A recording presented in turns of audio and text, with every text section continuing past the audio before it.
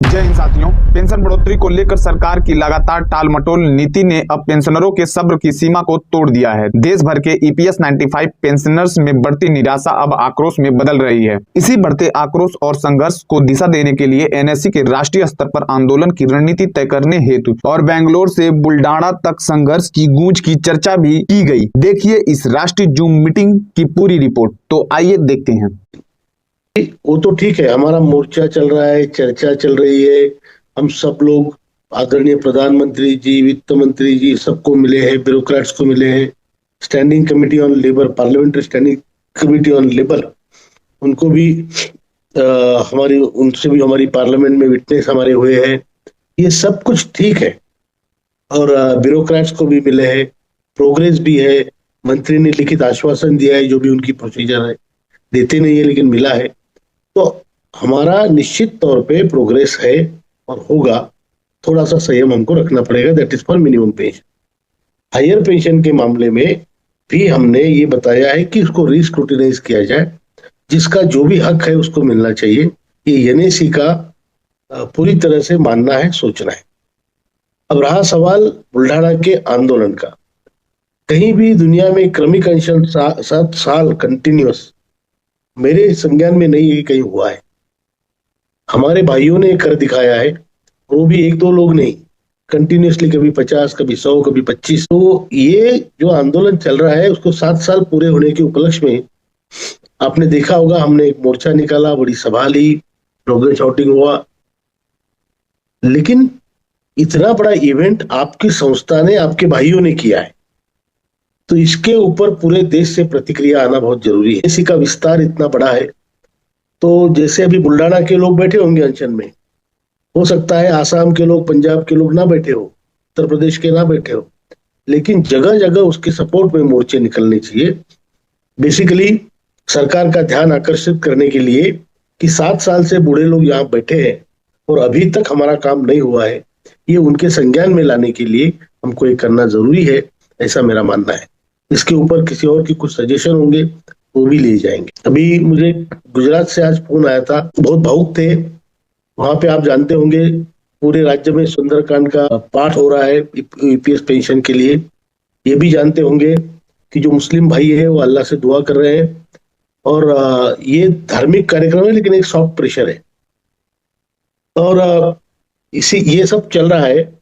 उसी के बीच हमें ये चाहिए कि हम देश भर से इस पर प्रतिक्रिया दें अपने अपने तरीके से। क्या तरीके हो सकते हैं आप हमें बता सकते हैं, उस पर फिर हम सब मिलकर निर्णय लेंगे। रहा सवाल रिजल्ट का, वो आएगा, आप यकीन मानिए। थोड़ा सा आप कष्ट करिए, थोड़ा सा संयम रखिए। इस राष्ट्रीय स्तर जूम मीटिंग में देश के लगभग सभी राज्यों सहित दिल्ली के प्रमुख पदाधिकारी शामिल हुए। बैठक के दौरान अलग अलग राज्यों के प्रतिनिधियों ने अपने सुझाव रखे। कुछ पदाधिकारी का कहना था कि दिल्ली में एक बड़ा और निर्णायक आंदोलन किया जाना चाहिए ताकि सरकार पर सीधा दबाव बने। वहीं कुछ साथियों का कहना था कि श्रम मंत्री और श्रम राज्य मंत्री को घेराव करने की जरूरत है, क्योंकि यह एनएसी के नेताओं से कुछ कहते हैं और सांसद में इनका जवाब कुछ और होता है। इसी बैठक को संबोधित करते हुए राष्ट्रीय महासचिव श्री वीरेंद्र सिंह राजावत जी, जो पिछले कुछ दिनों से अस्वस्थ चल रहे हैं, उन्होंने जूम मीटिंग के माध्यम से अपना मार्गदर्शन दिया और कहा, जो चौथा चरण है हमारा, वो विजय संकल्प अभियान के चौथे चरण को हमको विजयश्री में बदलना है। उस ढंग से हमको बातचीत करनी पड़ेगी, उस ढंग से हमको प्रभावशाली कार्यक्रम तैयार करना पड़ेगा।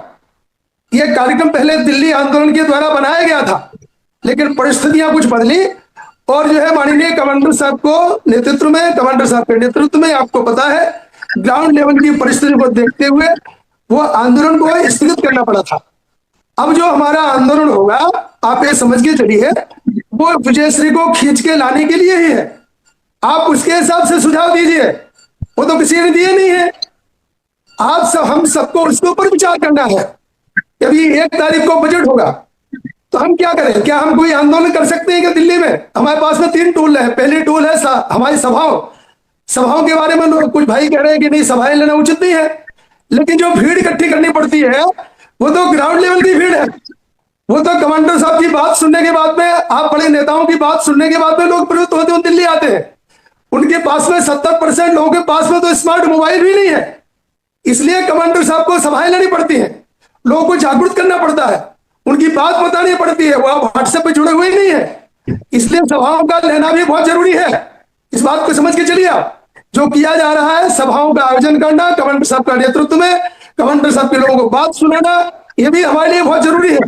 भले ही हम उसको कम से कम पैसे में करें, भले हम किसी ग्राउंड में मीटिंग करते हैं, ये कोई आवश्यक नहीं है कोई बड़ा मंडप लगाइए, बड़ा हॉल लीजिए, ये कोई आवश्यक नहीं है। जिस प्रकार से कलकत्ता का उदाहरण हमने देखा कि वहां रोड पे मीटिंग हुई थी, वो हम कर सकते हैं, वो हमें जारी रखनी पड़ेगी।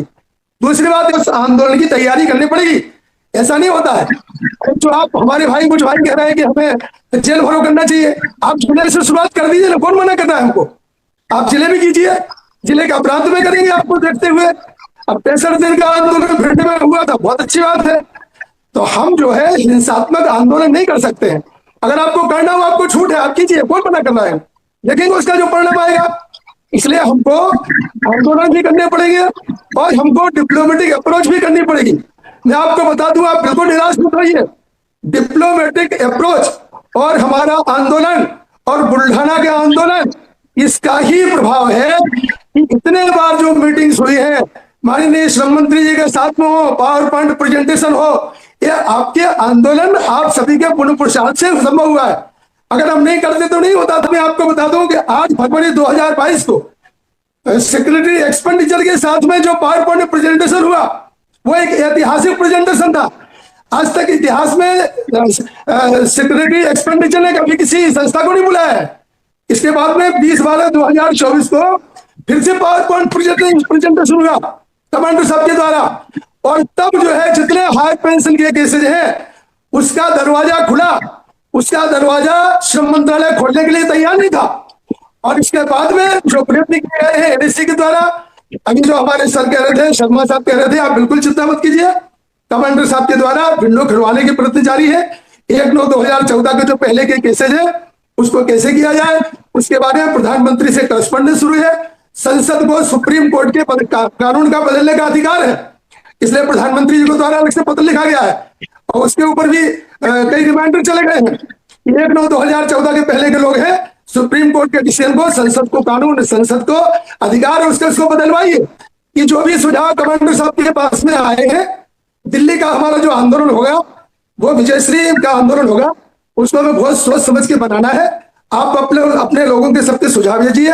मेरी कमांडर साहब से प्रार्थना है कि 2 तारीख को हमारी एक नोटिस चली जाए, आंदोलन की नोटिस चली जाए, जो हम एक्टिविटीज पूरे भारतवर्ष में करेंगे उसकी एक नोटिस चली जाए, और इस प्रकार से दबाव बनाया जाए। बस यही बात कहते हुए अपनी बात को विराम देता हूँ। आप सब लोगों को निराश किसी को नहीं होना है। और रही जो इनकी जो कलान लाजी की मैडम की बात है, वो सही है। 2019 के बाद में एक्चुअली का रिपोर्ट जो है नहीं आया है, और कमांडर साहब को बताया गया है कि अभी फंड का वैल्यूएशन शुरू है, इसलिए हमें मिनिमम पेंशन के बारे में समय लग रहा है। कपाडिया एंड कंपनी उसका वैल्यूएशन कर रही है फंड का, वो वैल्यूएशन जल्दी से जल्दी आने की जो है कमांडर साहब को उम्मीद है। और उसी के साथ से आपके सभी मिनिमम पेंशन का प्रश्न जुड़ा हुआ है, और कमांडर साहब के नेतृत्व में हम को जरूर जीतेंगे। हम सब लोग आपके पुण्य प्रसाद को हम नमन करते हैं, हमें निराश होने की कोई आवश्यकता नहीं है। धन्यवाद सबको, थैंक यू सर। कमांडर साहब ने फिर से एक बार संबोधित करते हुए कहा कि अलग अलग लेवल क्या है, और ये सभी सुझावों पर विचार किया जाएगा। जरूरत पड़ी तो राजीव जी से मैं प्रार्थना करूंगा एक और जूम मीटिंग यही रखी जाए, इसके बाद इसको फिल्टर आउट करते हुए।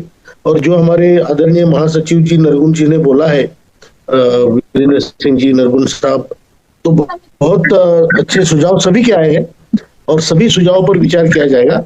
और जहां तक मेरा ख्याल है जल्दी से जल्दी हमारा काम होगा, लेकिन इसका मतलब ये नहीं कि हम अपने एफर्ट्स कम करें। बहुत बड़ी बड़ी मीटिंगें होगी, और जरूरत पड़ी तो दिल्ली में भी हम आंदोलन करेंगे। जो के.एस. तिवारी जी, वीपी मिश्रा जी के बोलने में मुझे समझ में आया कि बाकी मजदूर इसमें आएंगे तो हमारा क्या होगा, हमारा फंड कहीं बांटा तो नहीं जाएगा। ऐसा नहीं होगा, हमारा कॉन्ट्रीब्यूटरी फंड है, और हमारे पेंशन के लिए, चाहे उनके पेंशन के लिए सरकारी मदद उनको लेनी पड़ेगी। तो हमारा फंड इतना नहीं कि हमारा पूरा करके किसी और को दिया जाए। तो ये सब हम उस पर नजर भी रखेंगे, आप लोग भी रखेंगे। जो मुंबई से हमारे गोसावी जी बात करें, हेमंत गोसावी जी, जो गिरनी कामगारों से है, हमने वहां पे एक मीटिंग ली थी, बहुत कम लोग थे, लेकिन आप सोलापुर आ रहे हैं मीटिंग के लिए 4 तारीख को, आपका बहुत बहुत स्वागत है। और सभी को मैं धन्यवाद देता हूं। गुजरात के लोगों ने जो प्रयत्न किया है, वो भी बहुत सॉफ्ट प्रयत्न है, लेकिन अच्छा प्रयत्न है। और सभी लोगों को मेरी प्रार्थना है कि इसको आप आंदोलन को बढ़ाते जाइए, ये आपकी शक्ति है और इसी की वजह से आपका काम हो रहा है।